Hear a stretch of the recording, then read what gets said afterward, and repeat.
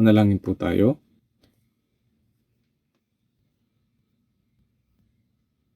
Mahabagin naming Diyos Ama na sa amin ay nagmamahal, kami ay dating malayo sa iyo, nabubuhay sa kasalanan ayon sa pagnanasa ng aming laman, at kami ay mga dating naharapat sa iyong puot at kahatulan.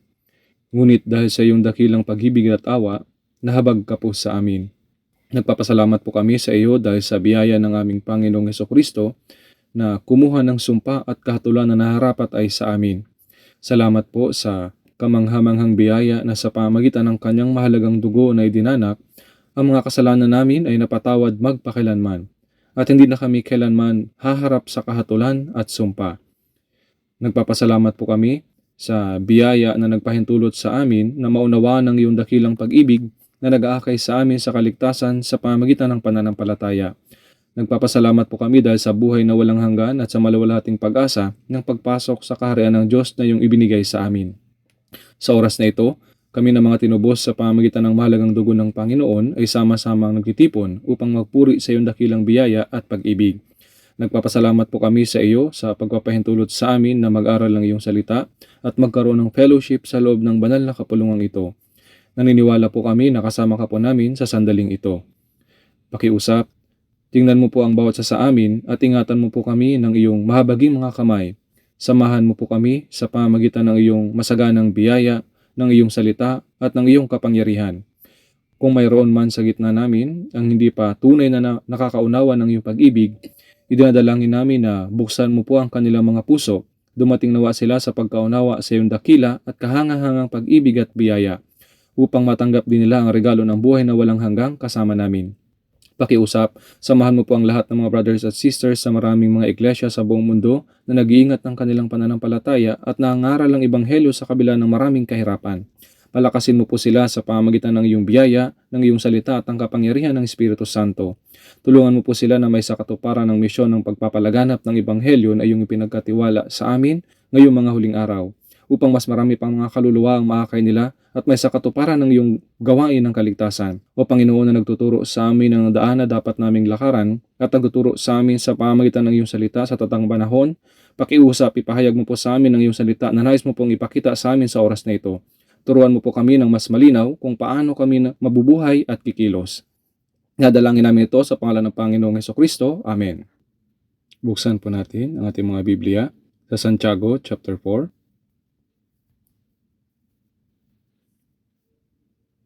Santiago chapter 4.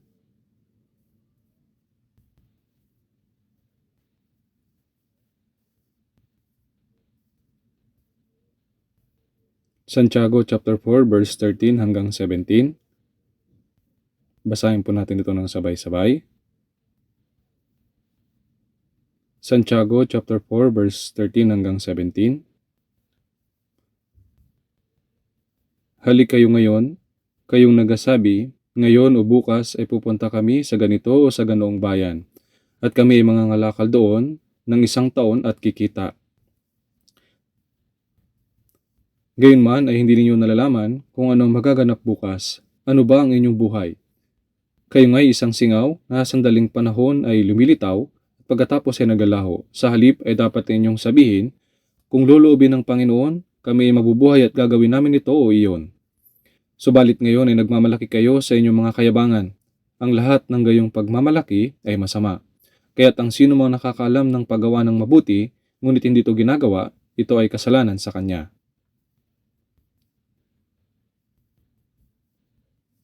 Ang taong ito po ay malapit nang matapos. At ang oras na ibinibigay sa atin ay mabilis na lumilipas.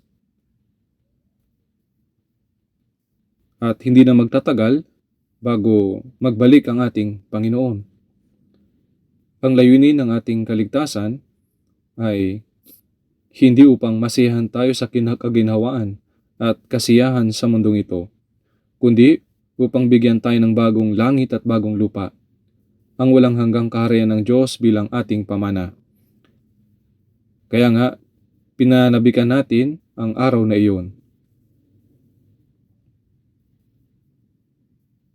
Gaya po ng nasusulat sa mga taga-Roma sa chapter 13 verse 11, sapagkat ngayon ay higit na malapit na sa atin ang kaligtasan kaysa noong tayo sumampalataya ng una. Yamang ang araw ng Panginoon ay nalalapit na, tayo po bilang mga ligtas na mga Kristiyano ay dapat na dalisayin ang ating mga puso at ating mga buhay.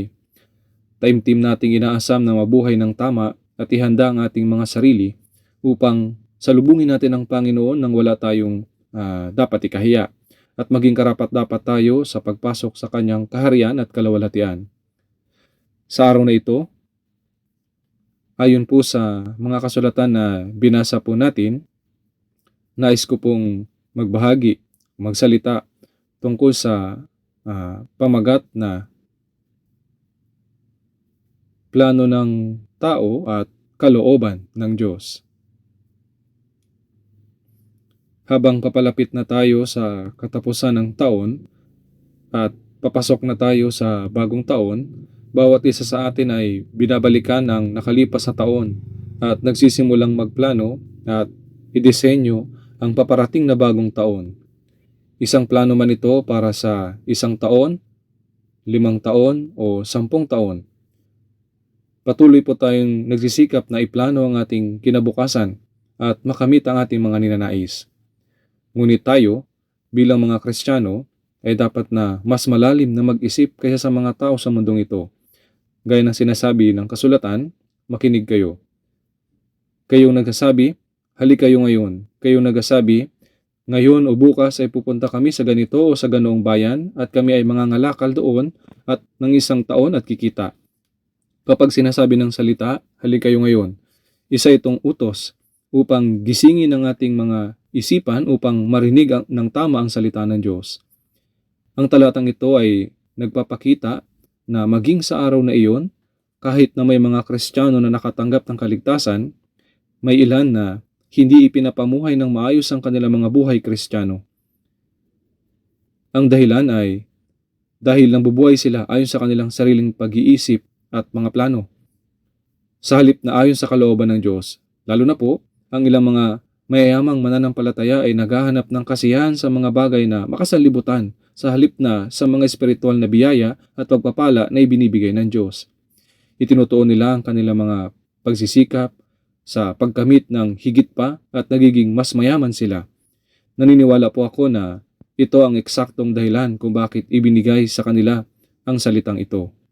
Sinasabi sa Santiago sa chapter 1, verse 10, at ang mayaman sa kanyang pagkaaba, sapagkat siya'y dilipas na gaya ng bulaklak sa parang. Gaya ng nakikita niyo po dito, binabanggit dito ang mayayamang kapatid.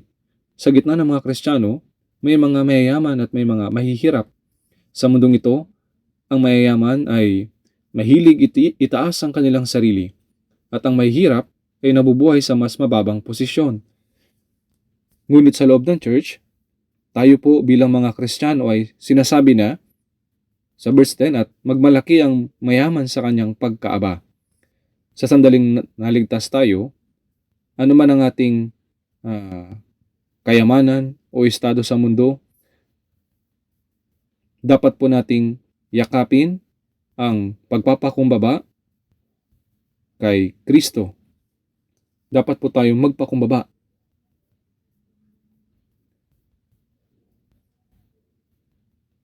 Bagaman si Jesus ay kapantay ng Diyos, kinuha niya ang anyo ng tao at dumating sa mundong ito sa anyo ng isang alipin upang maglingkod.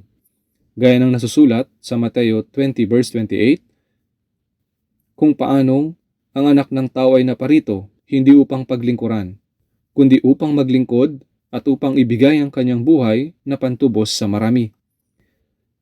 Sa mga wala pong upuan, pakiusap, pumunta po kayo rito sa harapan. Huwag po kayong tumayo sa likuran. May mga bakanting upuan pa po rito. Opo.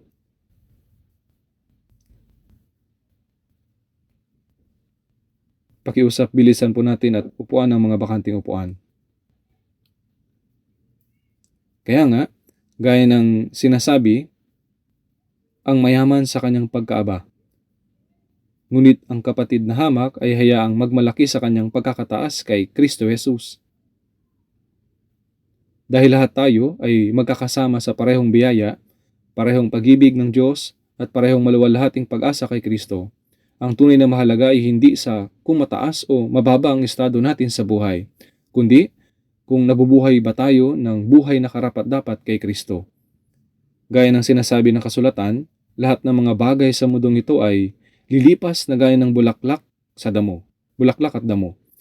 Gaya ng lumalago ang mga damo at sumisibol lang para matuyo at pagkatapos ng ilang panahon, ang mga bagay ng sanlibutan ito ay pansamantala lamang. Kaya nga sinasabi nito sa atin na huwag tayong umasa sa mga bagay na lumilipas. At sinasabi sa Santiago 1 verse 11, sapagkat ang araw ay sumisikat na may nakakapasong init at tinutuyo ang damo at nilalagas ang bulaklak nito at nawawala ang kagandahan nito. Gayon din ang taong mayaman ay malalanta sa gitna ng kanyang abalang pamumuhay. Ang ganda at yaman ng mundong ito ay matutuyo at malalagas gaya ng bulaklak ng damo. Kaya nga ang mga Kristiyano ay dapat maniwala na walang pag-asa sa mga gayong bagay o may dahilan upang maakit ng mga iyon. Kaya nga sinasabi nito, halik kayo ngayon, kayong nagsasabi. Dapat po nating pagtuunan ng pansin ang salitang ito. Maraming kailangang makarinig nito. Sabi sa verse 13, kayong nagsasabi, ngayon o bukas ay pupunta kami sa ganito o sa ganoong bayan, at kami ay mangangalakal doon ng 1 taon at kikita. Noong unang siglo, noong naisulat ang kasulatan, ang mga bagong lungsod, ang umusbong sa hilagang Afrika at Europa, at maraming kalakalan at negosyo ang nagkaroon. Maraming mga tao ang naglakbay mula sa isang lungsod patungo sa isa pang lungsod upang makipagkalakalan. Para bang maging ang mga Kristiyano ay natuksong makisali. At sinasabi nila, halika, magpunta tayo sa isang lungsod at makipagkalakal o magnegosyo tayo ng 1 taon upang kumita tayo ng kaunting pera. Para rito ay may ibinigay na salita ng payo ito pong kasulatan. Kung ito man ay pang 1 taon o 10 taon, ang pagpaplano mismo ay malaya. Subalit dito po ay sinasabi sa verse 14, sabi po, gayon man ay hindi ninyo nalaman kung ano ang magaganap bukas. Ano ba ang inyong buhay? Kayo nga'y isang singaw na sandaling panahon ay lumilitaw at pagkatapos ay naglalaho. Bukas, 1 taon o 10 taon. Bagaman tayo ay magplano, subalit sa katotohanan, hindi natin alam ang mangyayari bukas. Sinasabi sa mga Kawikaan, chapter 27 sa verse 1, huwag mong ipagyabang ang kinabukasan. Kadalasan, ang mga tao ay gumagawa ng mga plano para sa hinaharap. Nasisiyahan sa kanilang isipan na matutupad ang mga ninanais nila. At ipinagyayabang pa nila ito. Ngunit ipinaalala muli sa salita ng mga Kawikaan 27 verse 1, huwag mong ipagyabang ang kinabukasan sapagkat hindi mo alam kung anong dadali ng isang araw. May narinig akong kwento tungkol sa isang lalaki na nakapagtapos ng doctorate degree sa Estados Unidos. Minana niya ang malaking kayamanan mula sa kanyang mga magulang at nakatakda siyang ikasal sa babaeng mahal niya. Natanggap niya ang lahat ng gusto niya. Gayunpaman, pagkatapos ng kanyang kasal, paglabas niya, nabangga siya ng isang dumaang taxi at agad po siyang namatay. Hindi niya kailanman naisip na mangyari ang gayong bagay. Subalit, hindi lamang iyon ang ganitong kaso. Maaring naalala niyo ang pagbagsak ng eroplanong Korean Air sa Guam. Ang kwento po, may pamilya mula sa Amerika na nagtrabaho ng mabuti doon. Nag-ipon ng pera at sa huli ay bumalik po sa Korea na may kaunting kayamanan. Sabi nila, tama na ang paghihirap natin. Masiyahan tayo ng sama-sama bilang isang pamilya. Maglakbay at mabuhay tayo ng komportable, sabi nila. Ang unang biyahe nila ay Guam. Maraming beses na akong bumisita sa Guam dahil may church tayo doon. At ang mga biyahe ng eroplano ay parang laging sa gabi. Ngunit ang eroplanong iyon, habang pababa na ito, natamaan nito ang isang bundok at lahat na nakasakay ay namatay. Maraming mga bagong kasal sa biyaheng iyon. At ang pamilyang nabanggit ko, lahat sila ay namatay sa aksidenteng iyon. Maraming mga pangarap at plano. Sabi nila, mabuhay tayo ng maayos mula ngayon. Magsaya tayo, sabi nila. Pero sino nakakaalam na mamamatay sila ng biglaan? Hindi lamang sila. Pareho rin po sa atin. Hindi lamang po sa kanila ang kwentong ito, kundi pareho rin po ito sa atin. Matagal na panahon na ang nakakalipas, mga lagpas 12:00 ng gabi, nakatanggap ako ng tawag sa telepono tungkol sa isang kabataang brother. Nung umaga ng araw na iyon, masama na po ang pakiramdam niya.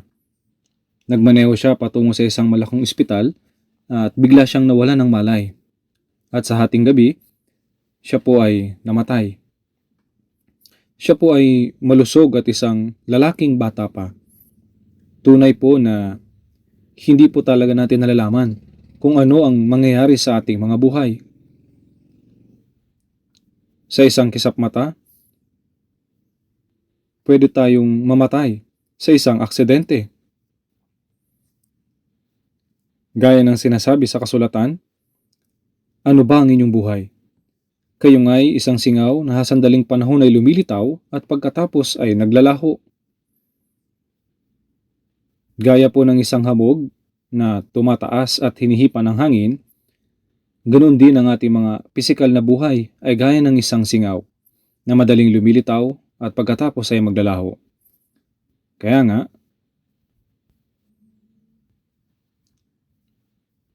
sa verse 15, sa halip ay dapat ninyong sabihin kung loloobin ng Panginoon.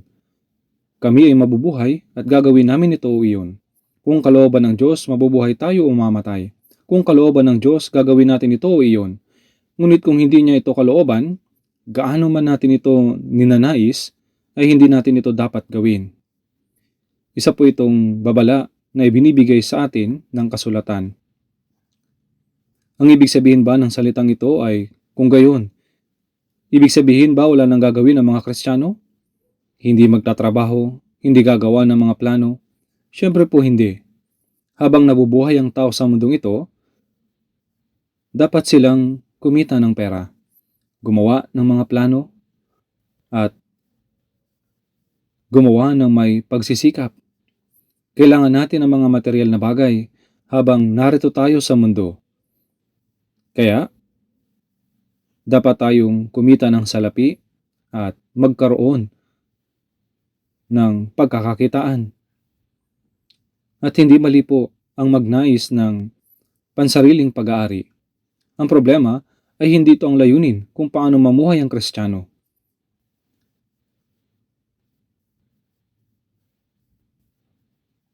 Ang ating paggawa, ang pagpaplano, at ang pagsisikap ay kinakailangan upang mabuhay sa mundo. Ngunit hindi ito maaaring maging layunin ng ating mga buhay. Ang layunin ng ating buhay ay ang gawin ang kalooban ng Diyos at isakatuparan ang kanyang banal na gawain. Kung uunahin natin ang sarili nating pagnanais kaysa sa bagay na ito, ay hindi po ito nararapat sa isang Kristiyano. Ang tanging layunin ng ating Christian life ay gawin lamang ang kalooban ng Diyos at isakatuparan ang kanyang banal na gawain. Ito po yung layunin ng ating buhay Kristiyano, ang gawin ang kalooban ng Diyos at isakatuparan ang kanyang banal na mga gawain. Ngunit sa ating mga mananampalataya, mayroong iba na sa halip gawin ang kalooban ng Diyos ay inuuna nila ang mga makamundong alalahanin at ang pansarili nilang plano. na hinahanap ang mga bagay na nakalulugod sa kanila. Sila ang nakakabit na sa mga kalalahanin ng mundong ito kaysa mga gawain ng Diyos. May mga ganitong tao po noon at marahil mayroon pa rin ngayon. Ang salitang ito ay tumutukoy at sumasaway sa ganitong maling gawain. Dapat din ninyong mag-isipan ito ng mabuti. Maging ngayon, nangyayari po ito. Pareho po ito. Maaari tayong magtakda ng mga plano sa bagong taon at sa hinaharap. Ngunit, dapat nating pag-isipan kung ang lahat ng ito ay para sa ating sarili o upang isakatuparan ng kalooban ng Diyos. Dapat po nating pag-isipang mabuti kung ang lahat ng ating mga pagsisikap ay nakatuon sa pagsakatuparan ng kalooban ng Diyos at ng kanyang mga plano. O kung hinahamak sa pamamagitan ng sarili nating mga plano, sariling layunin at mga pagnanais natin. Sinasabi sa atin ng Biblia na ang lahat ng plano at mga pagsisikap na ginagawa para sa ating sarili, ito po ay walang kabuluhan. Sinasabi na, hindi ninyo nalalaman kung ano ang magaganap bukas. Santiago 4:14. Libre po ang gumawa ng plano para sa 1 taon o 10 taon. Ngunit kung hindi ito pinahihintulutan ng Diyos, hindi natin alam kung kailan matatapos ang mga planong iyon. Kaya nga sa Santiago 4:14, ano ba ang inyong buhay? Kayo nga isang singaw na sandaling panahon ay lumilitaw at pagkatapos ay naglalaho. Gaano kahina ang inyong mga pisikal na buhay? Maring matakpan lahat ng makapal na hamog. Ngunit pagkalipas ng maikling sandali, kapag lumabas ka, wala na ito, hindi po ba? At kung sinubukan mong kunin ang hamog, hindi mo ito mahahawakan. Isa itong ilusyon. Pinapakita nito na ang mga bagay sa mundong ito ay walang kabuluhan. Hindi maaaring may sakatuparan ng mga plano ng tao hanggat hindi ito pinahihintulutan ng Diyos. Sa ating mga Kristiyano, kung walang pahintulot ng Diyos, wala sa ating mga plano ang maaaring may sakatuparan. Marahil nabubuhay ang mga tao sa sanlibutan sa sarili nilang kagustuhan at paraan sa ilang mga panahon, sapagkat pinahihintulutan sila ng Diyos. Matigang naghihintay hanggang sa makarating sila sa kaligtasan. Minsan, may mga iba't ibang pagdurusa at salot sa mundo. Ito ay mga babala na ibinibigay sa lahat ng tao, ngunit marami pa rin ang hindi nakakaunawa nito. Biglaan na lamang sa pamamagitan ng mga aksidente, salot, o digmaan,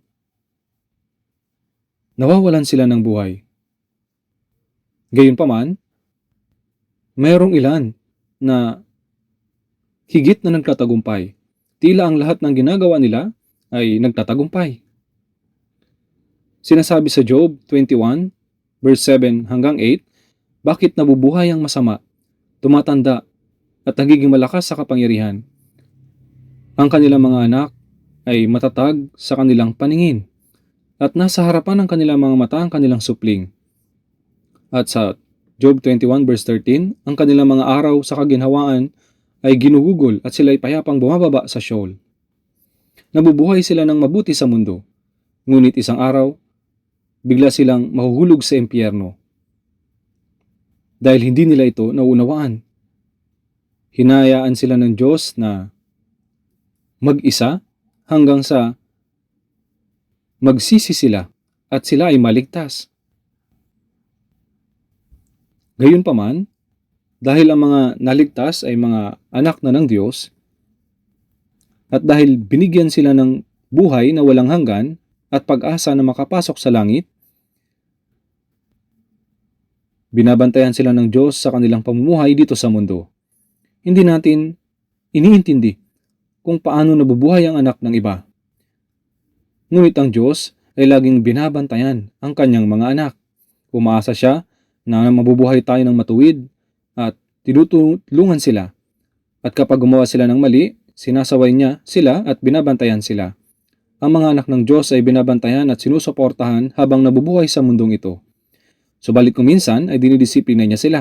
Kaya nga sinabi sa Mateo 10 verse 30, at maging ang mga buhok sa inyong ulo ay bilang na lahat. Ang mga naligtas, alam ng Diyos ang bawat detalye ng ating mga paghihirap, maging ang pagbilang ng buhok sa ating mga ulo. Paano hindi niya malalaman ang lahat ng bagay? Ibig sabihin nito ay hindi lang niya alam ang lahat ng bagay, kundi iniingatan din niya tayo at tinutulungan. Gayunpaman, hindi ibig sabihin na tinutulungan tayo ng Diyos na walang kondisyon. Tinutulungan niya tayo sa ating pananampalataya at sa kung paano tayo gumagawa sa kanyang mga pangako. Kaya, dapat isipin ng mga Kristiyano kung gaano kawalang saysay ang lahat ng paraan ng pamumuhay ng tao dito sa mundo.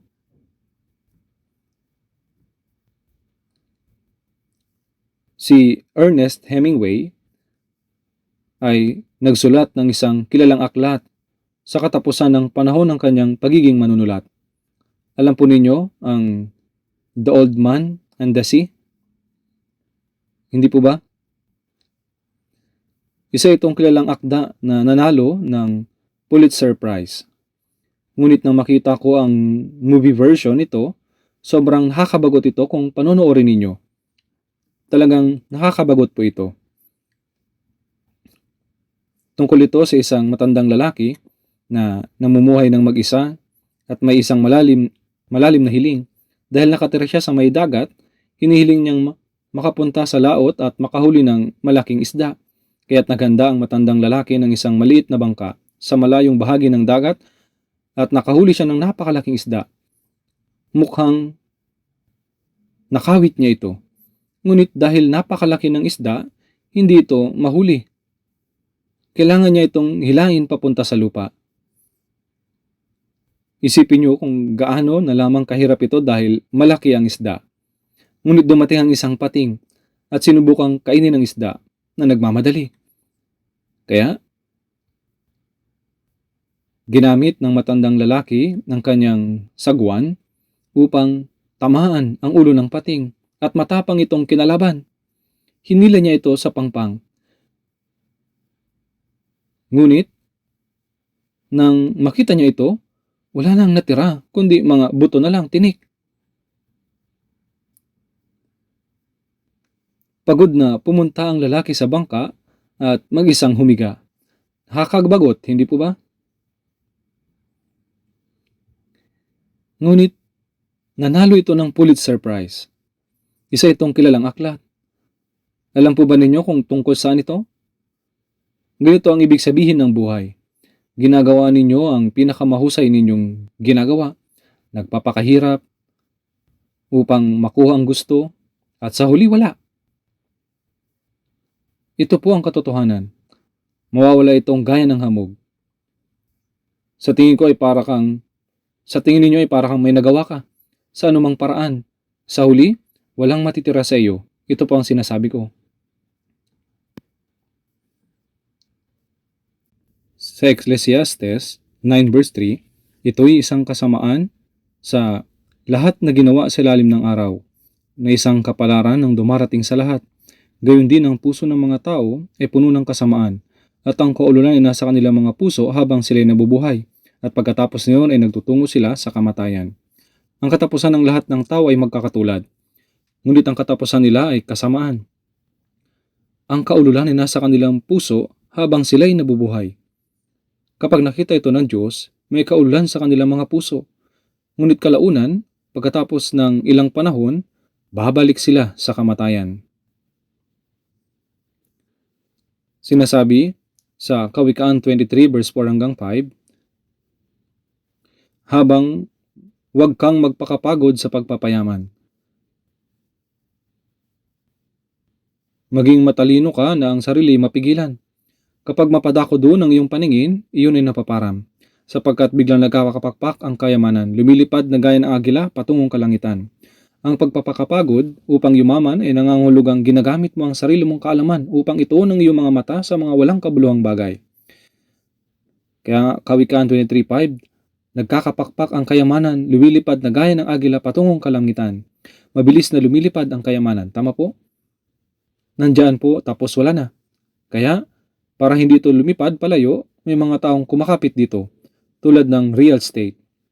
kung kakapit ka dito o kung bibili ka ng mga maraming ganito, maraming ginto at itatago ito sa kahadiyero ng Bangko Sentral ng Pilipinas, ligtas ito.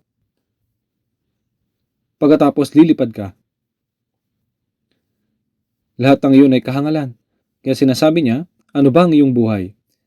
Binigyang din niya ito sa Santiago sa chapter 4 verse 14. Kayo nga isang singaw na sandaling panahon ay lumilitaw at pagkatapos ay naglalaho. Nabubuhay tayo sa buhay na kasing bilis ng singaw na walang katiyakan ang hinaharap. Tayong mga Kristiyano, kailangan din pag-isipan po ito. Tingnan po natin saglit sa mga awit 33. Awit 33. Basahin po natin ang sabay-sabay, verse 10 at verse 11.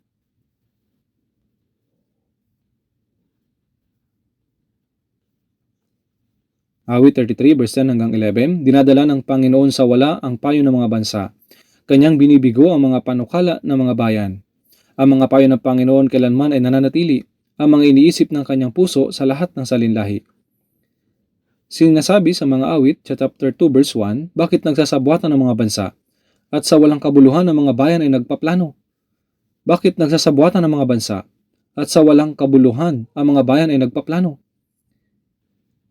Inihanda ng mga hari sa lupa ang kanilang sarili, at ang mga pinuno ay nagsisangguni laban sa Panginoon at sa kanyang hinugasan ng langis na nagsasabi, ang kanilang panggapos ay ating lagutin at itapon ang kanilang mga panali mula sa atin. Nasaan ang plano ng Diyos? Mananatili ang ating mga plano, sabi ng mga bansa. Ngunit po dito, sabi ni David, dinadala ng Panginoon sa wala ang payo ng mga bansa. Pinawawalang saysay ng Diyos ang plano ng mga bansa sa mundong ito at sinisira niya ang mga plano ng mga tao. Ginagawa niya ng walang bisa ang mga plano ng mga tao. Ito ang mga taong lilipad sa paghinga ng Diyos. Ngunit inisip nila na makakamit nila ang kanilang sariling kapangyarihan at makakamit ang lahat sa mundong ito.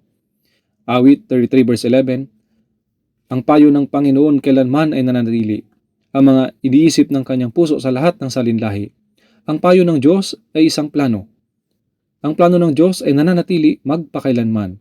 At ang kanyang mga kaisipan ay tumutukoy sa kanyang kalooban.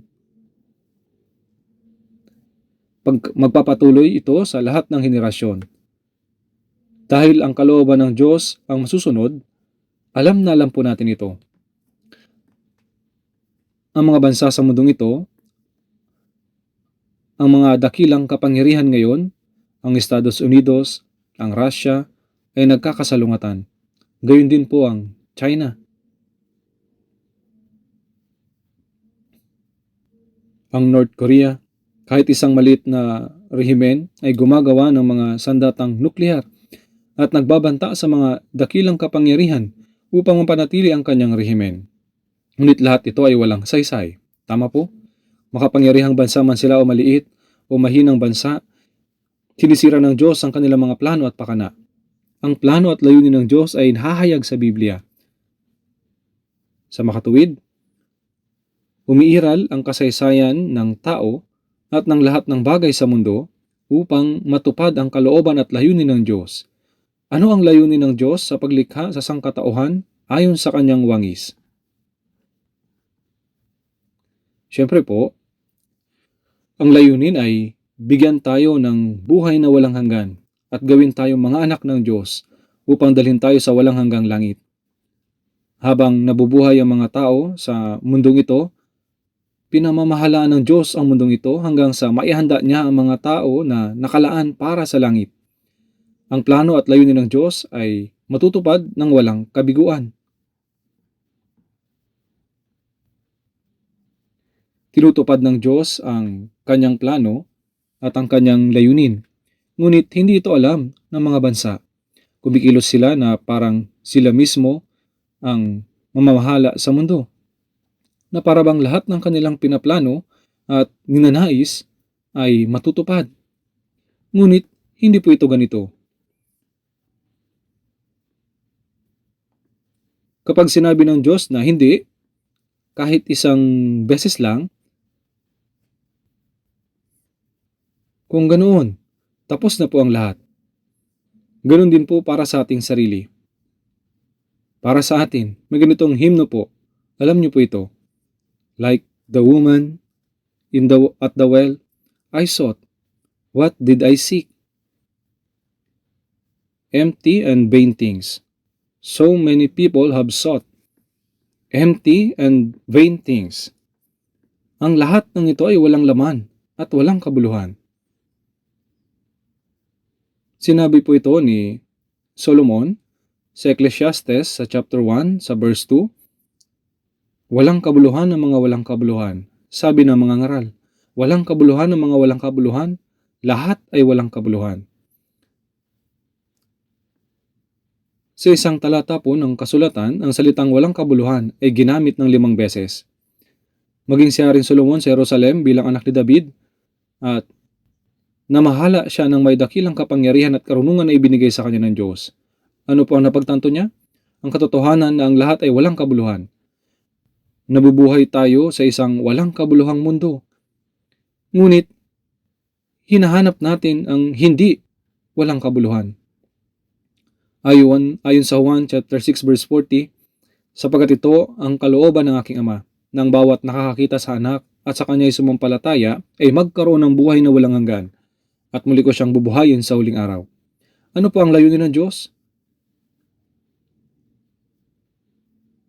Ito ay ang ibigay ang buhay na walang hanggan sa mga nakakaunawa sa biyaya ng Diyos at sumasampalataya. At kapag ang lahat ng tao na papasok sa buhay na walang hanggan ay ganap ng handa, ang gawain ng Diyos ay matatapos. Bilang mga Kristiyano, habang nabubuhay tayo sa mundong ito, natanggap natin ang kaligtasan ayon sa kalooban na plinano ng Diyos.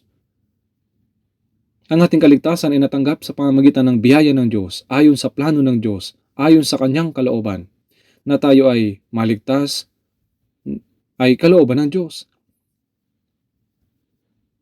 Sapagkat ito ang kalooban ng aking Ama, na ang bawat nakakita sa anak at sa kanya'y sumampalataya ay magkaroon ng buhay na walang hanggan. Ayon sa kalooban ng Diyos, naligtas tayo sa pamamagitan ng biyaya ng Diyos at natanggap ang buhay na walang hanggan. At ano ang mangyayari sa isang taong naligtas ayon sa kalooban ng Diyos? Ngayon, pagkatapos nating maligtas, kailangan nating mabuhay upang matupad ang kalooban at layunin ng Diyos. Nabubuhay tayo ngayon sa natitirang buhay, bahagi ng ating buhay upang may sakatuparan ito. Mateo 7:21, hindi lahat na nagsasabi sa akin, Panginoon, Panginoon, ay papasok sa kaharian ng langit, kundi ang gumaganap ng kalooban ng aking Ama na nasa langit. Napakaraming tao ang nagsasabing, Panginoon, Panginoon. At sa Lucas, sa chapter 13, sapagkat sinasabi ko sa inyo na marami ang magsisikap na pumasok at hindi makakapasok. Marami ang naniniwala para makapunta sa langit, ngunit ang mga tunay na naligtas ay kakaunti lamang. Sa Lucas sa chapter 12 rin, huwag kayong matakot, munting kawan, sapagkat nakakalugod sa inyong Ama na ibigay sa inyo ang kaharian. Ang mga kinalulugdan ng Diyos Ama na ibigay ito ay tinawag na ang munting kawan.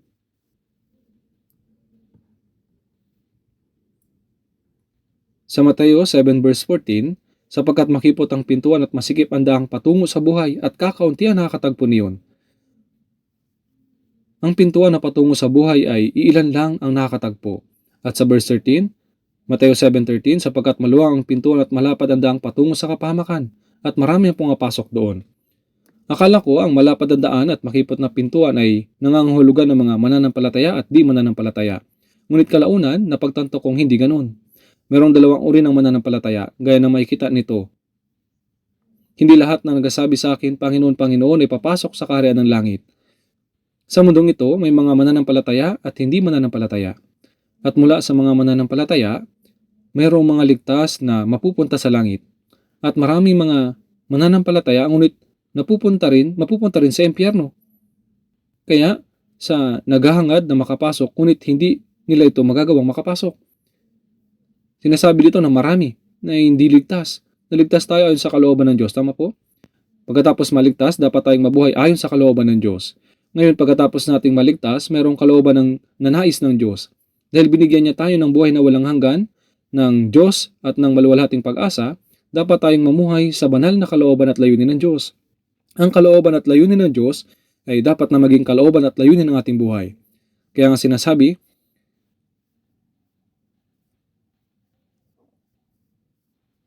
halik kayo ngayon. Kayong nagsasabi, ngayon o bukas ay pupunta kami sa ganito o sa ganoong bayan. At kami ay mangangalakal doon at ng isang taon at kikita. Gayunman ay hindi niyo nalalaman kung ano ang magaganap bukas. Ano ba ang inyong buhay? Kaya sinasabi, sa halip ay dapat inyong sabihin kung loobin ng Panginoon. Kami ay mabubuhay at gagawin namin ito o iyon. Santiago 4:15. Ngunit sa halip,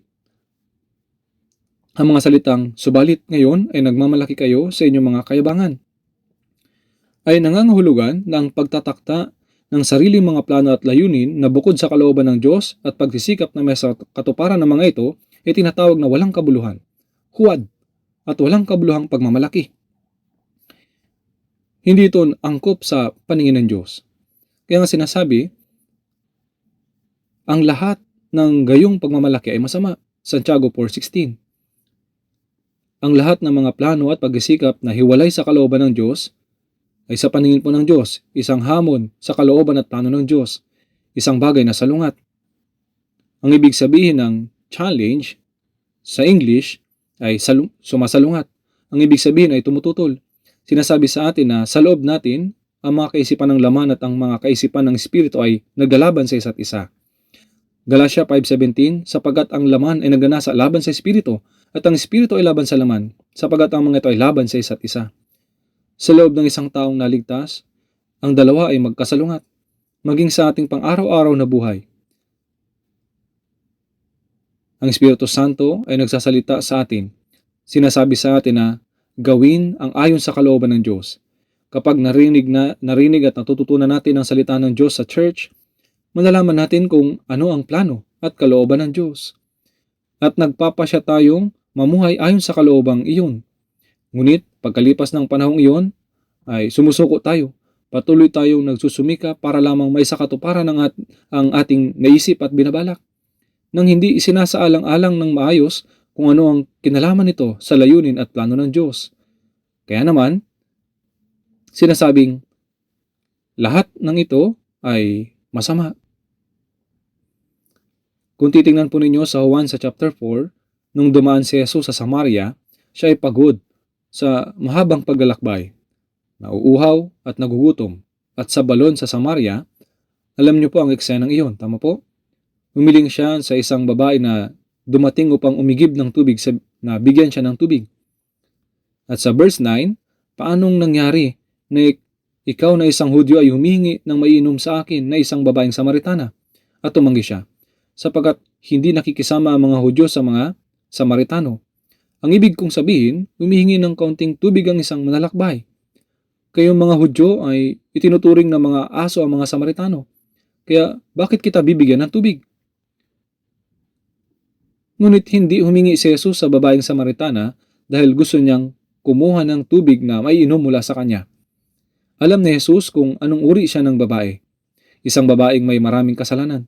Habang ipinagpapatuloy ni Jesus ang pag-uusap upang iligtas ang kanyang kaluluwa, ang babaeng ito sa una ay inakala na siya ay isang Hudyo. At pagkatapos ay naisip niya na siya ay isang propeta. Pagkatapos ay nalaman niya na siya ang Kristo na kanilang hinihintay. At nakalimutan na nga niyang bigyan ng tubig si Jesus at pumasok sa lungsod ng Samaria. Sa verse 29, halika kayo, tingnan ninyo ang isang tao na nagsabi sa akin ng lahat ng mga bagay na aking ginawa. Ito na nga kaya ang Kristo? Naramdaman ng mga taga-Samaria na may kakaibang nangyari sa kanya, kaya't sila'y lumabas upang tingnan si Jesus at sumunod sa babae. Nang oras na iyon, dumating ang mga alagad na bumili ng pagkain sa bayan at ibinigay kay Jesus. Sa Juan 4:31 hanggang 33, samantala hinimok siya ng kanyang mga alagad, Rabi, kumain ka. Subalit sinabi niya sa kanila, ako'y may pagkain na hindi ninyo nalalaman.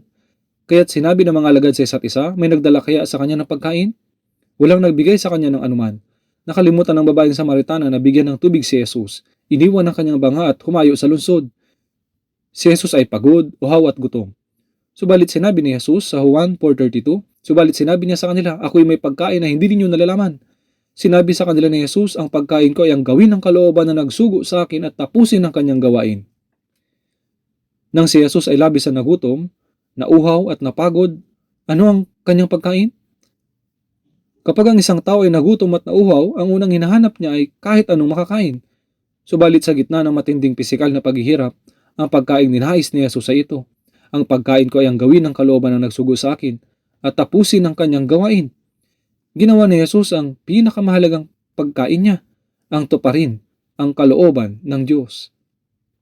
Sa Mateo sa chapter 4, pagkatapos mag-ayuno ni Jesus ng 40 araw, siya ay nagutom. At dumating si Satanas at sinabi sa kanya, "Kung ikaw ang anak ng Diyos, bakit ka labis na nagugutom?" Sa verse 3, "Ngunit ikaw ang anak ng Diyos. Kung ikaw ang anak ng Diyos, ipag-utos mo na ang mga batong ito ay maging tinapay." Sa verse 4, ngunit siya ay sumagot, nasusulat. Ano po yon? Hindi sa tinapay lamang mabubuhay ang tao, kundi sa bawat salitang lumalabas sa bibig ng Diyos. Hindi mabubuhay ang tao sa tinapay lamang, kundi kailangan din niya ang salita. Alam niyo po ba ninyo? Ito hindi mali. Subalit, hindi rin lubos na tama. Hindi sinabi ni Jesus na nabubuhay ang tao dahil sa pagkain ng mga pagkain at sa pamamagitan din ng pag-aaral ng salita. Hindi ganito po ang ibig sabihin. Hindi na kailangang matutunan ni Jesus ang salita. Siya mismo ang salita. Ang pagkain niya ay ang pagsunod sa kalooban ng Diyos. Lahat ng ginawa niya ay upang isakatuparan ng salita ng Diyos. Nang sabihin ng Biblia at naging tao ang salita, hindi ibig sabihin na gaya natin. Ay kailangang mag-aral ni Jesus upang maunawa ng salita ng Diyos. Ibig sabihin, ang sumunod sa salita ng Diyos ay ang kanyang pagkain. Ang malaman lang ang maraming bagay sa salita ng Diyos, ito ba ay nagiging pagkain para sa atin? Hindi po. Ang salita ng Diyos ay nagiging pagkain natin kung ito'y isinasabuhay at sinusunod natin sa araw-araw na pamumuhay. Sinabi ito ni Jesus noong siya ay labis na nagutom. Sa pagkakataon na iyon, siya ay tinukso. Sa verse 34, Juan 4:34, ang pagkain ko ay ang gawin ng kalooban na nagsugo sa akin at tapusin ang kanyang gawain. Bago tayo naligtas, nabuhay tayo gaya ng mga tao sa sanlibutan na naghahabol sa mga walang laman at walang kabuluhang bagay sa sanlibutan.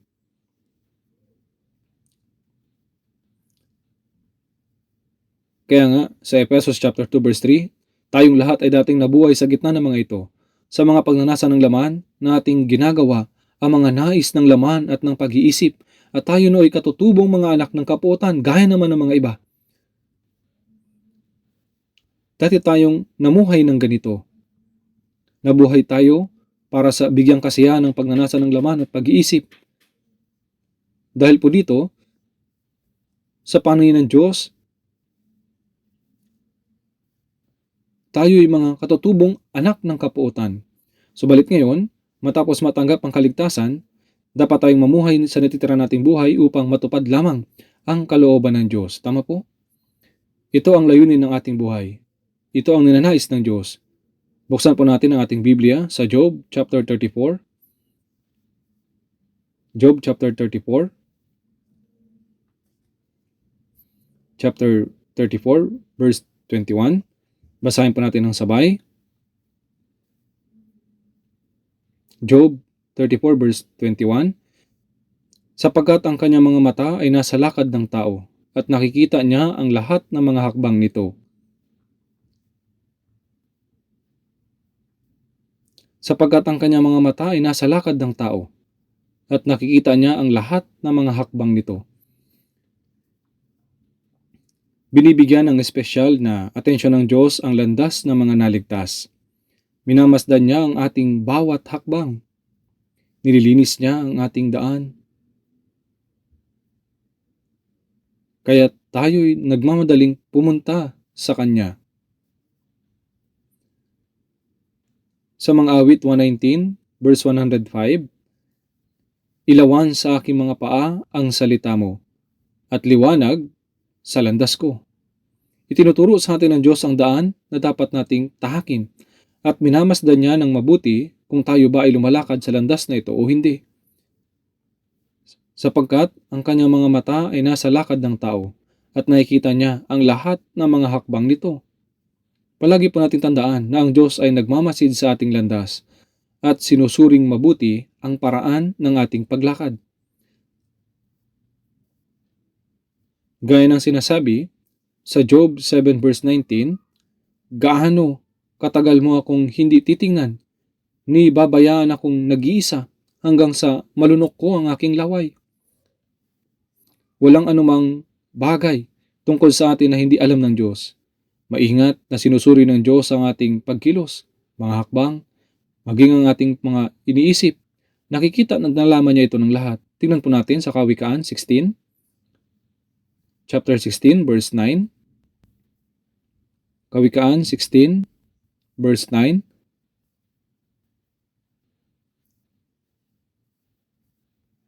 Basahin po natin ng sabay-sabay. Kawikaan 16, verse 9. Ang puso ng tao ang nagpapanukala ng kanyang daan, ngunit ang Panginoon ang nangangasiwa ng kanyang mga hakbang. Ang puso ng tao ang nagpapanukala ng kanyang daan, ngunit ang Panginoon ang nangangasiwa ng kanyang mga hakbang. Minsan pinapangunahan tayo ng Diyos sa landas na iba kaysa sa nais natin. Naranasan niyo rin po ba ito? Tama ba? Kahit na hindi natin naunawaan ng ating laman ang maingat na plano ng Diyos, kung masikap tayong mananalangin at magnanais na mabuhay ayon sa kanyang kalooban, sasabihin ng Diyos, dito ka dumaan. At siya ang mangunguna sa atin. Kaya nga sinasabi ng kasulatan, ang Panginoon ang nangangasiwa ng kanyang mga hakbang. Dapat natin itong ipagpasalamat. Dahil sabi ng Panginoon, ang Panginoon ang nangangasiwa ng kanyang mga hakbang. Kahit na nagpaplano tayo ng ating landas, ang Diyos ang nangangasiwa ng ating hakbang. Kung ito'y kalooban ng Diyos, tayo mabubuhay. Kung ito'y kalooban ng Diyos, gagawin natin ito o iyon. Subalit, gaano man natin nilanais ang isang bagay, kung ito'y hindi kalooban ng Diyos, huwag po natin itong habulin. Minsan ang utos ng Diyos ay iba sa ating kagustuhan. At habang tayo ay masikap na nananalangin at nagugutom sa kanyang salita, malalaman at mauunawaan natin ang kanyang kalooban.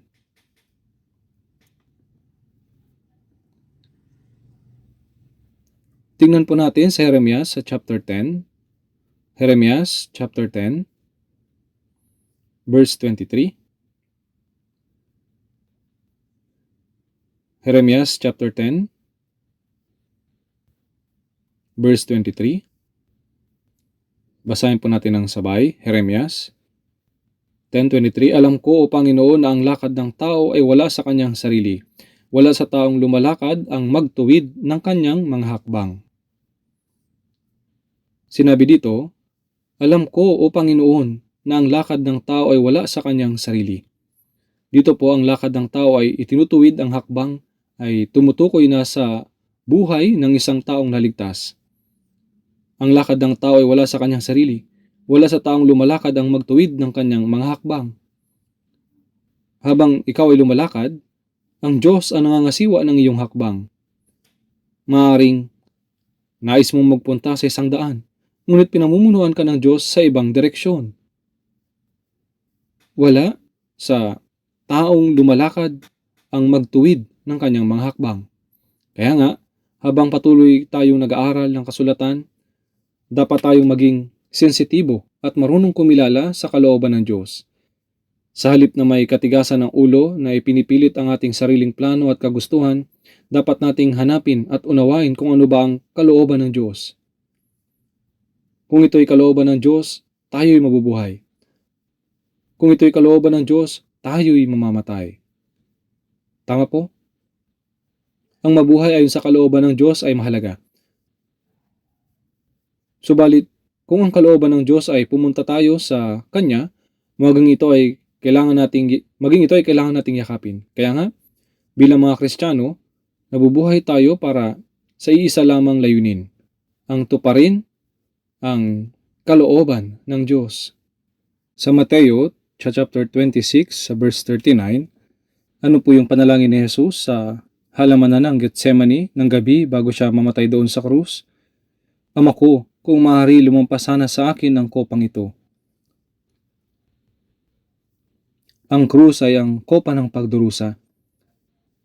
Kahit na siya ay walang kasalanan, Siya ay hinatulan ng kamatayan at nagdusa ng lahat ng uri ng kahiyan at sakit. Kailangan niyang pasanin ng krus hanggang sa lugar ng bitayan, kung saan siya ay ipinako dito at namatay. Ito po ang pinakamatinding kahiyan at sakit na maaaring maranasan ng tao. Ang pisikal na katawan ni Jesus ay kagaya lamang ng sa atin. Siya ay nakaramdam ng gutom, siya ay lumuha, at nakaramdam ng kirot habang siya ay hinahagupit. Ito ay dahil siya ay merong kaparehong katawan na sa atin, subalit si Jesus ay hinagupit ng matindi. Dinuraan siya sa mukha ng mga sundalong Romano, hinampas siya sa pamamagitan ng kanilang mga kamay at pinalo siya sa kanyang ulo sa pamamagitan ng isang pamalo. At kinutya siya bilang isang hari. Nalalaman niyo po ang lahat na kailangan niyang pasanin ang krus hanggang sa lugar ng bitayan. May pako dito, may bitin doon sa loob ng 6 na oras, idanak ang lahat ng kanyang dugo at mamatay. Paano naman po kayo? Makakaya po ba ninyong mapagtiisan ang mga ganitong bagay? Ito ay dahil si Jesus ay mayroong pisikal na katawan na mahina na gaya ng sa atin. Ama ko, kung maaari lumampas sana sa akin ang kopang ito, nanalangin siya na sana ay lumampas sa kanya ang kopa ng pagdurusa. Magiging seryosong problema kung ang panalangin ay nagtapos sa ganito. Subalit kanyang sinabi, gayon may hindi ang ayon sa ibig ko, kundi ang ayon sa ibig mo. Nanalangin siya ng kaparehong panalangin na 3 beses, at naglaan siya ng matinding pagsisikap at naghirap. Sa Lucas 22 verse 24, at ang kanyang pawis ay naging gaya ng malaking patak ng dugo na tumutulo sa lupa. Ito ay napakahirap, kaya sinabi ng Biblia na, sa verse 43, nagpakita sa kanya ang isang anghel na mula sa langit at nagpalakas sa kanya. Hindi natin lubos maisip kung gaano ito kahirap para sa kanya na makarating sa ganitong pagpapasya. Labis ang kanyang kahirapan habang inuulit niya ang parehong panalangin ng 3 beses. Sinabi nila kapag ang isang tao ay labis na nahihirapan, ang kanilang dugo ay maaaring humalo sa kanilang pawis. Ganito rin po tayo, alam natin ang kalooban ng Diyos, ngunit ang gampanan nito ay nangangailangan ng matinding sakripisyo na halos ayaw na natin itong gawin. Diyos, ang aking paraan na lamang na sa halip na sa iyong pamamaraan. Kaya't sinisikap nating iwasan ang kalooban ng Diyos sa pamamagitan ng ganitong puso. Hindi madali sa atin na sumuko sa kalooban ng Diyos at isuko ang ating sarili sa kalooban niya. Kahit na si Jesus ay nanalangin, gayon may hindi ang ayon sa ibig ko, kundi ang ayon sa ibig mo. At ito ay napakahirap na ang kanyang pawis ay naging kagaya ng mga patak ng dugo. At sinabi ng Biblia na ang isang anghel ay dumating upang siya ay palakasin. Sa katapusan, ano po ang kalooban ng Diyos? Na siya ay mamatay doon sa krus. Dapat din nating lubos na sundin ang kalooban ng Diyos.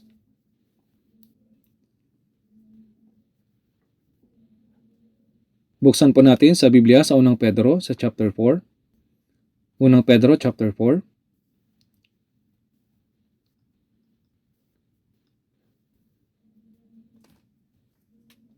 Unang Pedro chapter 4 verse 2.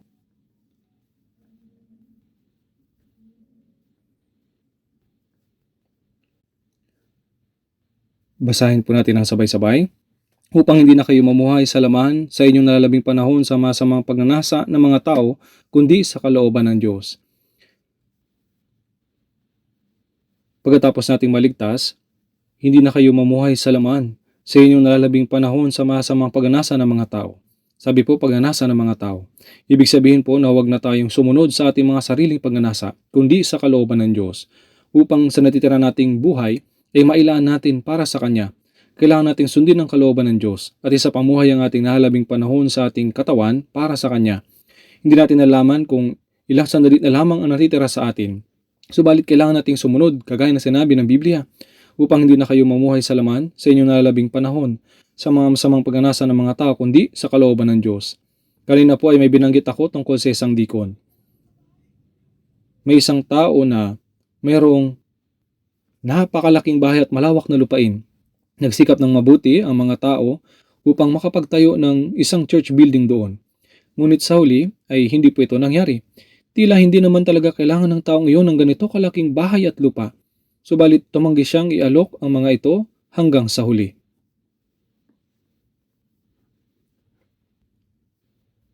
Mayroon din pong mga tao na kabaliktaran naman ito. At ang taong ito ay namayapa na. ito ay talagang nakakahiya. Ang taong iyon ay pagagalitan kapag tumayo na siya sa harapan ng Diyos. Tama po?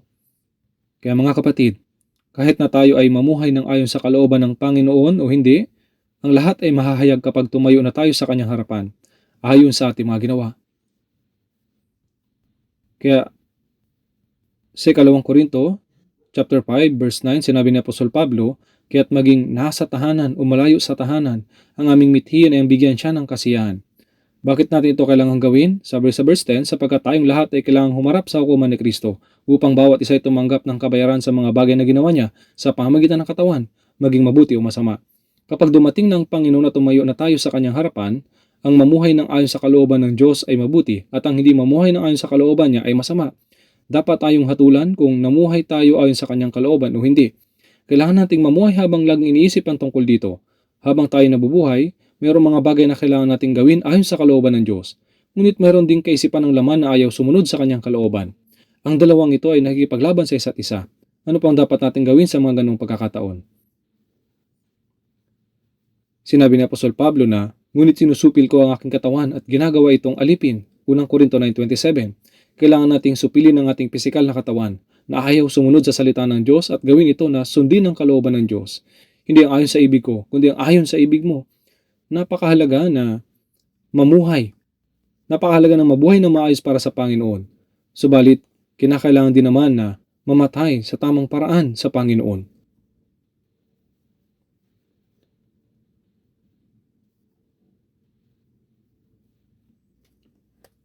Tingnan po natin sa Biblia sa Efeso, sa chapter 5. Efeso, chapter 5, verse 15. Efeso, chapter 5, verse 15. Babasahin ko po. Magmula verse 15. Kaya't maging maingat kayo sa inyong paglakad, hindi gaya ng mga mangmang, kundi gaya ng marurunong, na sinasamantala ang panahon sapagkat ang mga araw ay masasama. Kaya't huwag kayong maging mga hangal, kundi unawain ninyo kung ano ang kalooban ng Panginoon. Kaya't maging maingat kayo sa inyong paglakad. Ngayon po, hindi tayo dapat mamuhay ng walang ingat ayon sa sarili nating kaisipan o kung ano yung gusto natin. Subalit kailangan nating maging maingat tayo sa ating paglakad. Paano po tayo magiging maingat? Dapat tayong manalangin upang makita kung ito ay kalooban ng Diyos o hindi. Sa Kawikaan, sa chapter 3, sinasabi na, sa lahat ng iyong mga lakad, siya iyong kilalanin, at itutuwid niya ang iyong mga landasin. Huwag kang magpakapantas sa iyong sariling mga mata. Matakot ka sa Panginoon at sa kasamaan ay lumayo ka. Ang kilalanin siya sa lahat ng iyong mga lakad ay nangangahulugan na makipag-usap ka sa Diyos sa bawat bagay na iyong gagawin. Kung naririto ang Panginoon, ano ang kanyang gagawin? Kung mag-isip kayo ng ganito, matatagpuan ninyo ang kasagutan. Sa unang Juan, sa chapter 2, verse 6, sinasabi, ang nagsasabing siya na nanatili sa kanya ay nararapat ding lumakad gaya ng kanyang paglakad. At dahil tayo ay namumuhay sa Panginoon, ang nananatili sa akin at ako'y sa Kanya. Kung gayon ang ating mga iniisip at ang ating paraan ng ating pamumuhay ay dapat ding maging katulad ng Panginoon. Hindi po ba? Hindi na ako ang nabubuhay kundi si Kristo ang nabubuhay sa akin. At kung ang Panginoon ay nasa akin at ang Panginoon ang aking buhay, kung gayon, hindi ba dapat lamang akong mamuhay ayon sa Kanyang kalooban? Kaya tayo ay sinasabihan na maging maingat kayo sa inyong paglakad, na hindi nagmamadali ng walang ingat ayon sa ating mga sariling kagustuhan o kaisipan, kundi kung magkakaroon ng mahalagang bagay, ikaw ay manalangin ng taimtim at alamin kung ito ay kalooban ng Diyos o hindi. Kung hindi ka sigurado, magtanong ka sa mga pastor, elders o mga matured na kapatid, at kapag kinausap mo sila, makukuha mo ang kasagutan. Hindi ka dapat kumilos ayon lang sa gusto mo. Kaya nga sinasabi, kaya't maging maingat kayo sa inyong paglakad, hindi gaya ng mga mangmang, kundi gaya ng marurunong. Ano po ba ang karunungan? Ang karunungan ay ang paggawa ng kalooban ng Diyos. Ang pamumuhay ayon sa pagnanasa ng isang tao ay hindi pagiging marunong. Kaya nga sinabi na sinasamantala ang panahon sapagkat ang mga araw ay masama. Kapag sinabing masama ang mga araw, ibig sabihin, ang pagugol ng panahon na walang kinalaman sa Diyos ay masama. Maging ang kayamanan, kapag hindi ito ginamit ayon sa kalooban ng Diyos, kundi ginamit ayon sa pagnanasa ng isang tao, ito ay nagiging kayamanan ng kalikuan. Dapat itong gamitin ayon sa kalooban ng Diyos. Sinasabi din po sa verse 17, kaya't huwag kayong maging mga hangal, kundi unawain ninyo kung ano ang kalooban ng Panginoon. Sinabi po, huwag kayong maging mga hangal. Ang hangal ay taong nagpapatuloy sa kanyang sariling lakad sa pamamagitan ng kanyang sariling paraan at pag-iisip. Ito ay talagang kahangalan. Walang makakapagpigil sa kanya. Kaya nga sabi po, kundi unawain ninyo kung anong kalooban ng Panginoon. Kailangan nating pag-isipan ng malalim kung ano ang kalooban ng Panginoon. At kung hindi natin ito alam, tayo ay manalangin at makinig ng salita upang ating malaman kung anong kalooban ng Diyos. Ito po ay karunungan. Upang ang panahon natin ay hindi na magugol para sa laman, kundi upang hindi na kayo mamuhay sa laman sa inyong nahalabing panahon sa masamang pagnanasa ng mga tao kundi sa kalooban ng Diyos. Hindi natin alam kung ilang panahon pa ang natitira sa atin, ngunit tayo ay dapat mabuhay sa kalooban ng Diyos. Kaunti na lang ang panahon natitira sa atin. Kaya nga sinabi, anong aking isusukli sa Panginoon sa lahat niyang kabutihan sa akin? Maging ang ating oras ay maigsi na lamang para gamitin upang suklian ang biyaya ng Diyos. Tayo ay napakahina. Kapag nalaman natin kung anong kalooban ng Diyos, dapat matapang natin itong gawin. Tingnan din po natin saglit sa mga awit. Mga awit 37. Mga awit 37, verse 23.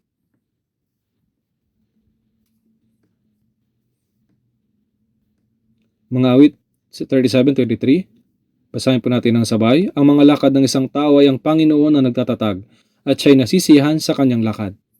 Dito po, ang mga lakad ng isang tao ay ang Panginoon na nagtatatag.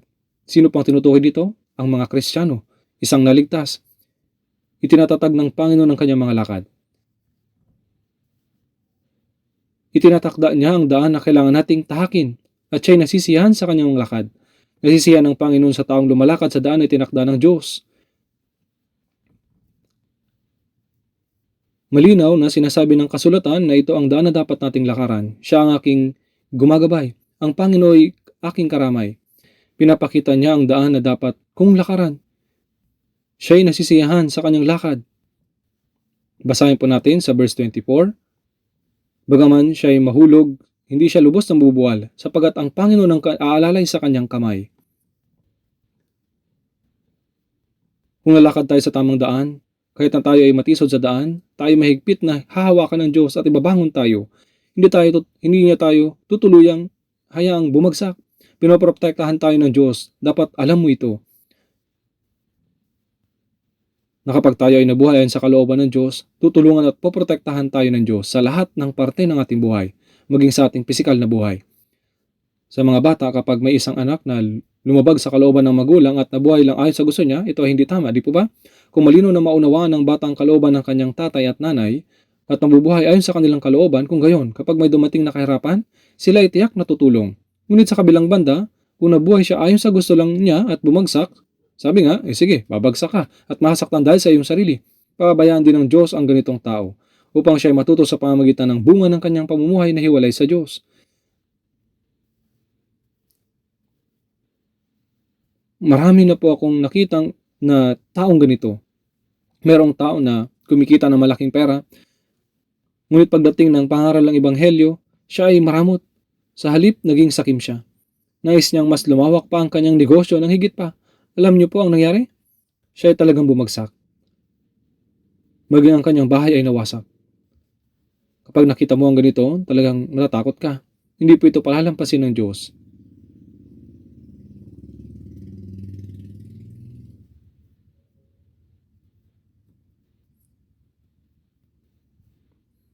Tingnan po natin sa mga awit 32.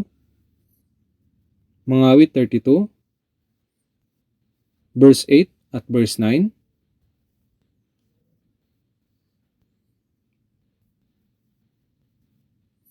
Basahin po natin ng sabay-sabay. Mga awit 32, verse 8 hanggang 9. Aking ipaalam at ituturo sa iyo ang daan na dapat mong lakaran. Papayuhan kita ng aking mga tayo na nakatitig sa iyo. Huwag kayong maging gaya ng mga kabayo o ng mga mola na walang muwang, na ang gayak ay may busal at pangmingkaw upang sila'y pigilan na kung wala ito ay sila'y hindi lalapit sa iyo. Sinabi ng Diyos, aking ipapaalam at ituturo sa iyo ang daan na dapat mong lakaran.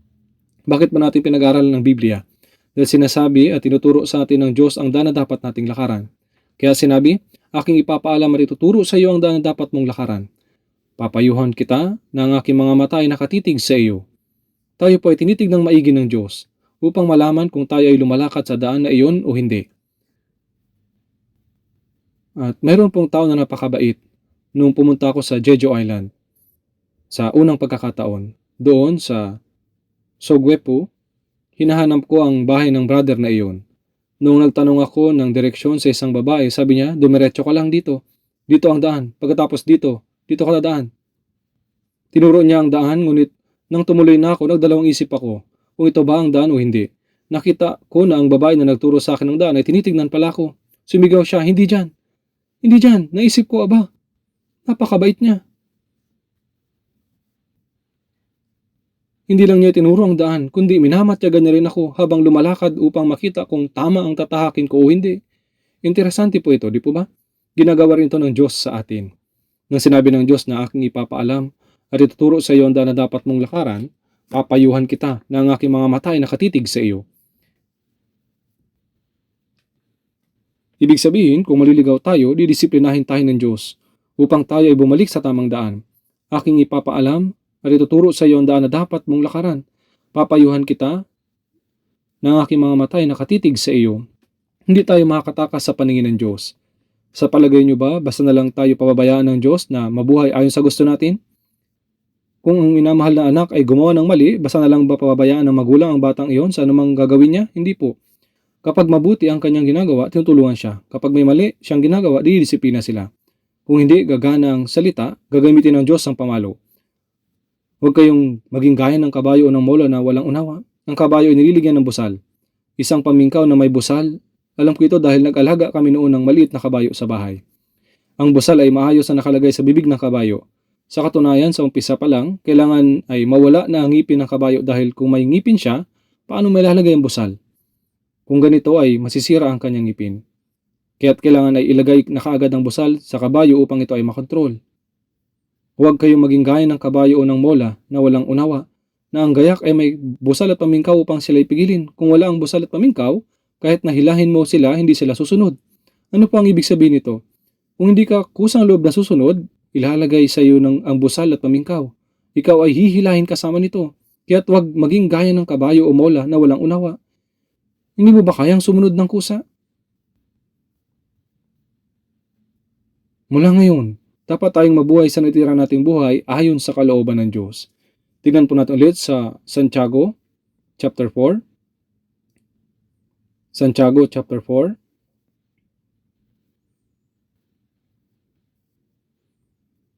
Santiago chapter 4 verse 15 hanggang 17. Sa halip ay dapat ninyong sabihin, kung loobin ng Panginoon, kami ay mabubuhay at gagawin namin ito o iyon. Subalit ngayon ay nagmamalaki kayo sa inyong mga kayabangan. Ang lahat ng gayong pagmamalaki ay masama. Kaya't ang sino mga nakakaalam ng paggawa ng mabuti, ngunit dito ginagawa, ito ay kasalanan sa kanya. Ang salitang sino mga nakakaalam ng paggawa ng mabuti, ano po ang mabuti? Ito pa ang kalooban ng Diyos.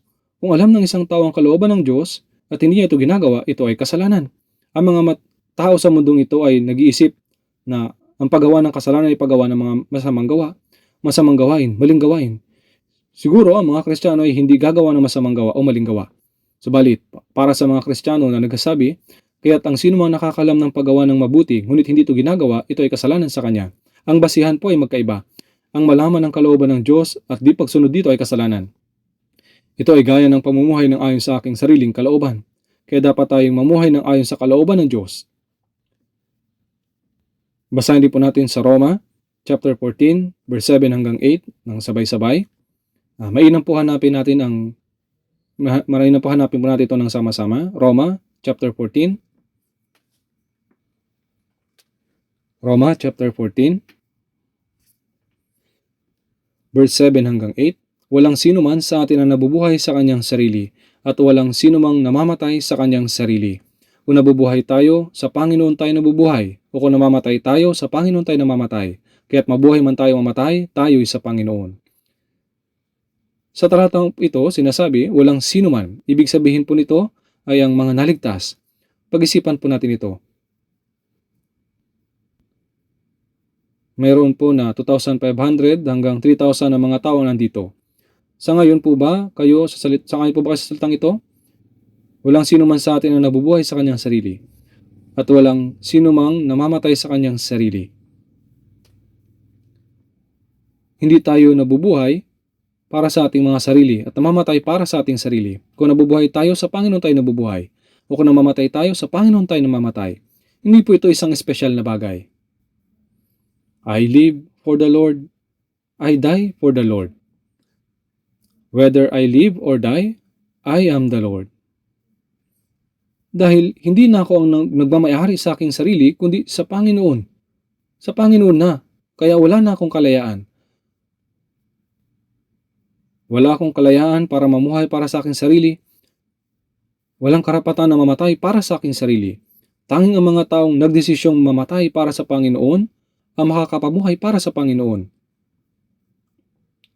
At ang mga taong namumuhay para sa Panginoon ay qualified para mamatay para sa Panginoon. Alam niyo po ba ang kahulugan nito? Kaya't mabuhay man tayo mamatay, tayo sa Panginoon. Lahat ng sa akin ay hindi sa akin. Sabi po sa 1 Corinto chapter 6, 19 hanggang 20, kayo ay hindi sa inyong sarili, sapagkat kayo binili sa isang halaga. Alam niyo po ba kung gaano kalaking halaga ang ibinayad ng Panginoon sa atin? Pinadanak niya ang kanyang dugo at namatay sa krus para bayaran tayo ng malaking halaga. Sinabi ng Panginoon, ikaw ay akin, sapagkat kayo binili sa isang halaga. Kaya't luwalhatiin ninyo ng inyong katawan ang Diyos. Kaya dapat nating luwalhatiin ang Diyos at mamuhay ng ayon sa kalooban niya. Subalit ang tao na namumuhay sa kanyang sariling kalooban at magsasabi, hindi ako sa Panginoon at ako'y sa aking sarili. Mamumuhay ako ayon sa gusto ko. Subalit sinasabi ng Biblia, kung mabubuhay tayo, sa Panginoon tayo mabubuhay. O kung namamatay tayo, sa Panginoon tayo namamatay. At sa Roma 14 verse 9, sapagkat dahil dito si Kristo ay namatay at muling nabuhay. Para sa anong layunin? Upang tayo makapamuhay ng para sa Panginoon. Mabuhay man tayo o mamatay. Para po dito, siya ay namatay at muling nabuhay. Ang layunin ng kaligtasan ay para sa isang taong naligtas na wag nang mamuhay para sa kanyang sarili o mamatay para sa kanyang sarili, kundi mabuhay para sa Panginoon at mamatay para sa Panginoon. Ano pong sa tingin ninyo? Sasabihin niyo pa din ba na ayaw ninyo ng ganito? Ano po? Sasabihin niyo rin po ba na ayaw ninyo? Sa mga awit, 116 verse 12, ano ang aking susukli sa Panginoon sa lahat niyang kabutihan sa akin? Kapag naisip ko ang biyaya ng Diyos na ibinigay sa atin, kahit namamatay ako ng 100 ulit para sa Panginoon, hindi ko po ito mababayaran. Ang bugtong na anak ng Diyos na tagapaglikha ay namatay sa halip ng isang makasalanang katulad ko. Pag-isipan po natin ito. Paano yun nangyari? Kahit hindi 100 beses tayo mamatay, subalit dapat tayong mabuhay kahit 1 beses para sa Panginoon. Di po ba? Kung mabubuhay tayo para sa Panginoon, kapag siya ay dumating, sasabihin niya, magaling, mabuti at tapat na alipin. O kaya, sasabihin niya, ikaw na masama at tamad na alipin.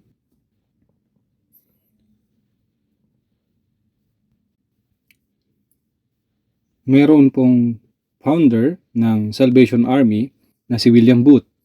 Nang bumagsak ang iglesia sa England at naging masama, sinabi po ng mga Kristiyano, tayo na at iligtas ang mundo. At sinimulan ang Salvation Army. Sila ay bumuo ng grupo ng mga nag-i-street evangelism, nagpapatunog ng mga trompeta at nagtatambol habang nangangaral sa kalye. Ngayon po, ang gawain ng ebanghelyo ng Salvation Army ay nawala na po. Subalit, noong umpisa ay nagpasimula ito sa purong ebanghelyo. Ngayon, mayroong kwento si William Booth na unang pinuno ng Salvation Army. Habang siya ay nananalangin, nakakita siya ng isang pangitain mula sa Panginoon. Nakita niya ang mga banal na nakasuot ng puti na nakapaligid at sumusunod sa Panginoon. Tumingin ang Panginoon sa marami mga tao na puno ng pagpupuri. Ang mukha ni Jesus ay napakaganda. Sinabi ni William Booth, kung titingnan lamang ako ng Panginoon ng may mukha ng pagsang-ayon, gagapang ako, maipangaral ko lang ang Ebanghelyo sa buong buhay ko. Siya po ay taong nagdesisyon na mamatay para sa Ebanghelyo at mangaral. Siya po ay talagang isang nakamamanghang tao. Nabasa ko at isinulat ko ang kanyang sinabi, kung titingnan mo lang ako, kahit isang beses ng may mukha ng papuri sa pagkikita natin, ako ay gagapang upang may pangaral ang Ebanghelyo sa buong buhay ko. Gaya po nito, kung ang Panginoon ay nalulugod, ano pang hindi natin magagawa?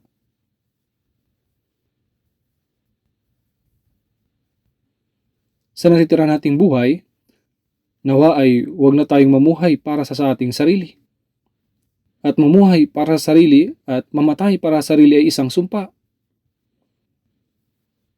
Naunawaan niyo po ba ito? Hindi natin alam kung gaano pa katagal ang natitira sa atin, subalit umaasa ako na tayo ay makapamuhay ng ayon sa kalooban ng Diyos sa mga bagay na malulugod siya. Manalangin po tayo.